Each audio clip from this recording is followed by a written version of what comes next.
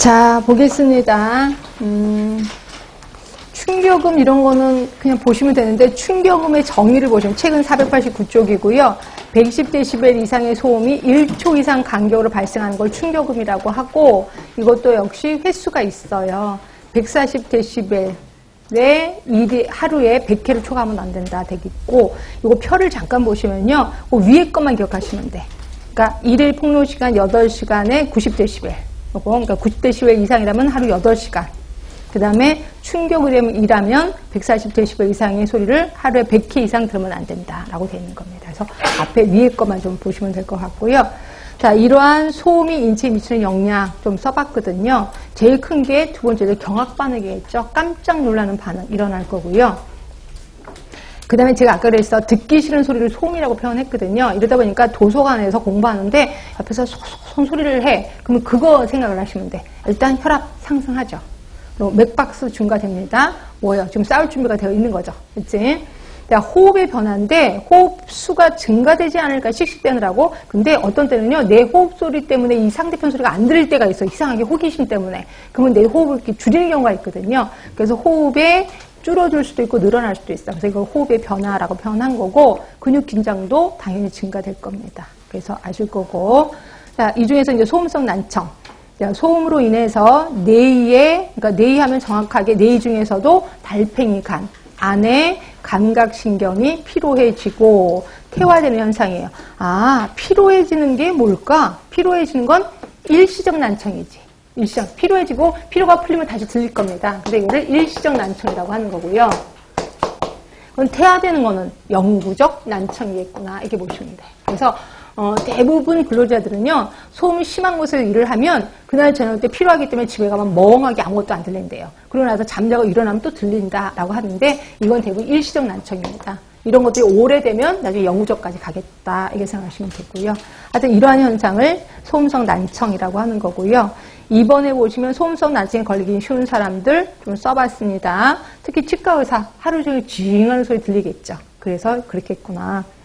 자, 세 번째 보시면 초기에 본인이 알아챌 수 없는 것이 특징이다. 본인이 스스로 깨닫게 됐을 때는 이제 이미 낮은 음도 못 듣게 돼서 그다음에 정상적인 대화상일에 지장을 받게 된다. 얘기를 했고 동그라미 5번입니다. 소음의 주파수에 관계없이 4000Hz 근방의 청이 가장 먼저 손상을 입는다. 이걸 C5 딥 현상이라고 표현했고요. 그러면 이렇게 소음성 난청의 특징 6번입니다. 공기전도와 골전도가 같아진다는 거죠. 린넨 테스트. 이걸 양성이라고 하는데 원래는 정상이 뭐예요? 공기전도가 길어요? 골전도가 길어요? 공기전도가 길잖아요. 그래서 내가 듣는 소리를 공기로도 듣고 골로도 들으는데 이거 린넨 테스트 기억하시나요? 이게 띵 쳐갖고 여기다가 머리 딱 얹어 놓는 거. 그래서 이건 이게 골전도고 이 소리가 안 들릴 때 띄어서 여기다 하면 소리가 들리죠. 그래서 공기전도가 더 깁니다. 근데 이 두 개가 똑같아지요. 이걸 양성이라고 하는 거고 이러면 이제 소음성 난청이라는 거죠. 하여튼 요거. 자, 그다음에 대책은 5번 보호구 착용해라. 기막에 기덥게 이런 거 하라라고 되어 있습니다. 자, 넘어가고 자, 진동에서는 전신 진동이 있고 들으시면 국소 진동이 있는데요.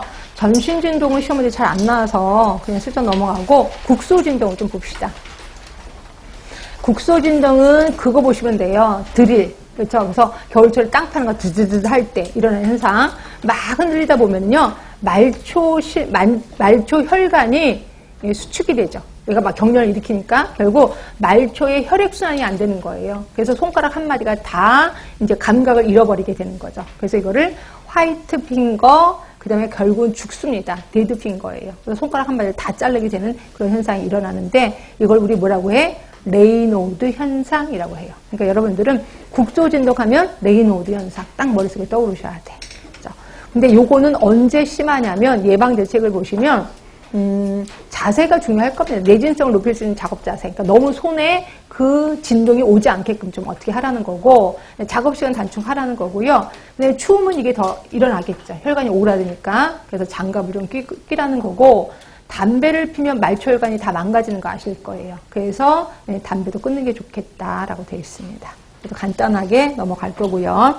그다음 이제 방사선 얘기를 할 건데요. 전리방사선이 있고 6번에 비전리방사선이 있어요. 전리방사선 하면 우리가 이건 엑스레이 요걸 얘기하는구나. 그럼 엑스레이로 인해서 생기는 병 대부분 당연히 직종은 우리겠지 뭐. 의료인들.